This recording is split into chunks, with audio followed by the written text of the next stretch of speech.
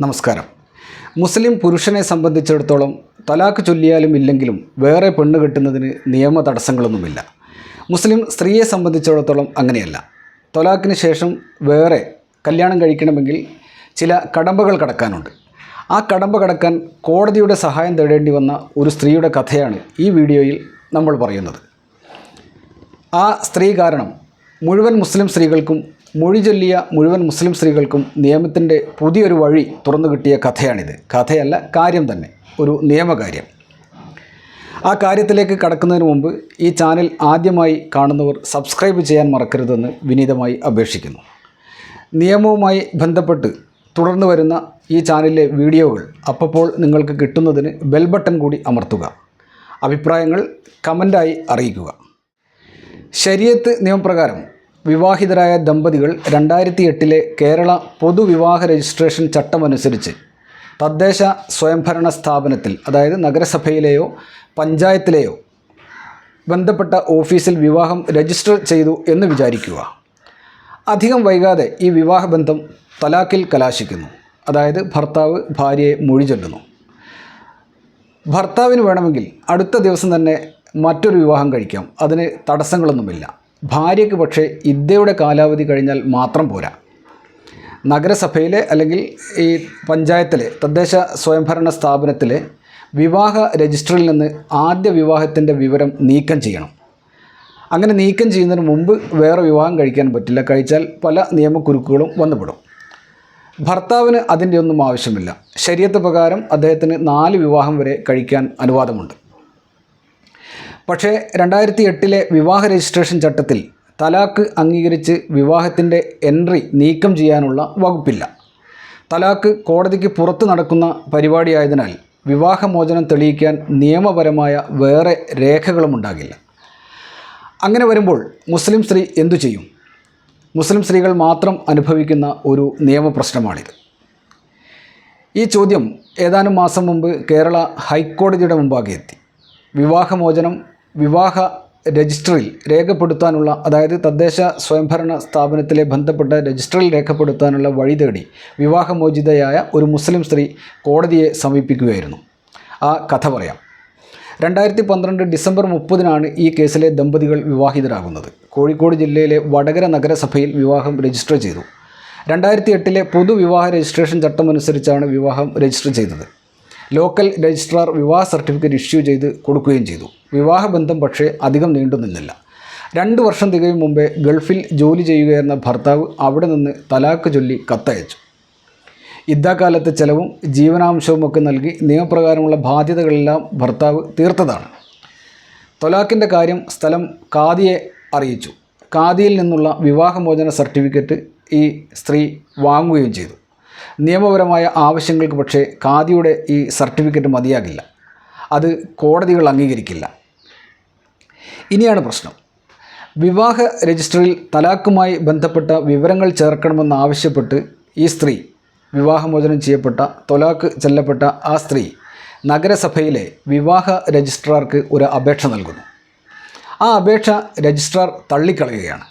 കാരണം അന്വേഷിച്ചപ്പോൾ ആ സ്ത്രീക്ക് കിട്ടിയ മറുപടി, വിവാഹം രജിസ്റ്റർ ചെയ്യാനുള്ള വകുപ്പ് മാത്രമേ ചട്ടത്തിലുള്ളൂ, വിവാഹമോചനം രേഖപ്പെടുത്താൻ തനിക്ക് അധികാരമില്ല എന്നായിരുന്നു ആ ഓഫീസിലെ രജിസ്ട്രാറുടെ വിശദീകരണം.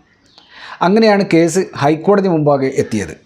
വകുപ്പില്ലെന്ന് പറഞ്ഞ് തൻ്റെ ആവശ്യം നിഷേധിക്കാൻ പാടില്ലെന്നും ഈ നിലപാട് നിയമവിരുദ്ധമാണെന്നും ഈ സ്ത്രീ ഹൈക്കോടതി മുമ്പാകെ വാദിച്ചു.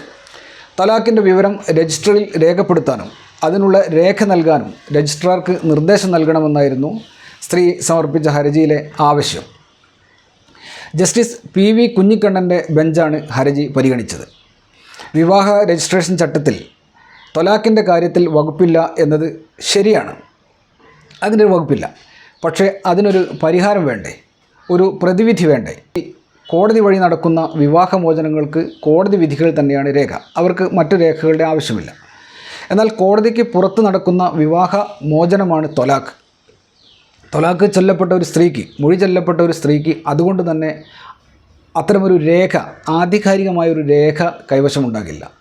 ജനറൽ ക്ലോസ് ആക്ട് വഴിയൊരു പരിഹാരം കാണാനാണ് ഹൈക്കോടതി ശ്രമിച്ചത്. മറ്റു നിയമങ്ങളെ വ്യാഖ്യാനിക്കാൻ കോടതികൾ അവലംബിക്കുന്ന നിയമമാണ് ജനറൽ ക്ലോസ് ആക്ട്. നിയമങ്ങളുടെ നിയമം എന്നാണ് ഈ നിയമം അറിയപ്പെടുന്നത്. ജനറൽ ക്ലോസ് ആക്ടിലെ സെക്ഷൻ 21 പ്രകാരം വിവാഹ രജിസ്ട്രേഷൻ റൂൾസിലെ പ്രസ്തുത ചട്ടം വ്യാഖ്യാനിക്കാമെന്ന് ജസ്റ്റിസ് PV കുഞ്ഞിക്കണ്ണൻ നിരീക്ഷിച്ചു. ജനറൽ ക്ലോസ് ആക്ടിലെ 21-ാം വകുപ്പ് പ്രകാരം ഏതെങ്കിലും വിജ്ഞാപനമോ ഉത്തരവുകളോ ചട്ടങ്ങളോ അല്ലെങ്കിൽ ബൈലോയോ പുറപ്പെടുവിക്കാനുള്ള അധികാരം സമാനമായ രീതിയിൽ ചില കാര്യങ്ങൾ കൂട്ടിച്ചേർക്കാനും ഭേദഗതി വരുത്താനും റദ്ദാക്കാനും കൂടിയുള്ള അധികാരമാണ്. അതുകൊണ്ട് തന്നെ വിവാഹം രജിസ്റ്റർ ചെയ്യുന്നത് പോലെ തന്നെ വിവാഹ മോചനം രേഖപ്പെടുത്താനും വിവാഹ രജിസ്ട്രാർക്ക് അധികാരം വിനിയോഗിക്കാവുന്നതാണ്. വിവാഹം രജിസ്റ്റർ ചെയ്യാനുള്ള അധികാരത്തോടൊപ്പം തന്നെ വിവാഹമോചനത്തിൻ്റെ വിവരം ചേർക്കാനുള്ള അധികാരവും അന്തർലീനമായിരിക്കുന്നുവെന്ന് ഹൈക്കോടതി ജസ്റ്റിസ് PV കുഞ്ഞിക്കണ്ണൻ്റെ ബെഞ്ച് ചൂണ്ടിക്കാട്ടി. ജിതിൻ വർഗീസ് പ്രകാശും രജിസ്ട്രാർ ഓഫ് മാരേജും തമ്മിൽ നേരത്തെ നടന്ന ഒരു കേസിൽ ഇക്കാര്യം വ്യക്തമാക്കിയിട്ടുണ്ടെന്നും കോടതി ചൂണ്ടിക്കാട്ടി. വിവാഹം രജിസ്റ്റർ ചെയ്തു പോയതിൻ്റെ പേരിൽ ശരീഅത്ത് നിയമപ്രകാരം വിവാഹമോചിതയായ മുസ്ലിം സ്ത്രീകൾ തലാക്ക് രേഖാമൂലമാക്കുന്നതിന് കോടതിയിലേക്ക് പോകേണ്ടതില്ല. കോടതി ഉത്തരവില്ലാതെ തന്നെ ബന്ധപ്പെട്ട ഉദ്യോഗസ്ഥർക്ക്, അതായത് തദ്ദേശ സ്വയംഭരണ സ്ഥാപനങ്ങളിലെ രജിസ്ട്രാർക്ക് വിവാഹ രജിസ്റ്ററിൽ രേഖപ്പെടുത്തി വിവാഹമോചന സർട്ടിഫിക്കറ്റ് നൽകാവുന്നതാണ്. കോമൺ മാരേജ് രജിസ്ട്രേഷൻ ചട്ടത്തിൽ, അതായത് പൊതു വിവാഹ രജിസ്ട്രേഷൻ ചട്ടത്തിൽ ഇക്കാര്യത്തിലൊരു അവ്യക്തതയുണ്ടെന്ന് കോടതി നിരീക്ഷിക്കുകയും ചെയ്തിട്ടുണ്ട്. അത് പരിഹരിക്കുന്നതിനെക്കുറിച്ച് നിയമനിർമ്മാണ സഭ ആലോചിക്കേണ്ടതുണ്ട്. ഈ കേസിലെ വിധിയുടെ പകർപ്പ് സംസ്ഥാന ചീഫ് സെക്രട്ടറിക്ക് അയച്ചു കൊടുക്കാൻ ഹൈക്കോടതി രജിസ്ട്രിക്ക് ആ വിധിയിൽ ഹൈക്കോടതി നിർദ്ദേശം നൽകുകയും ചെയ്തു. 4 മാസം മുമ്പാണ് ഈ വിധി വന്നത്.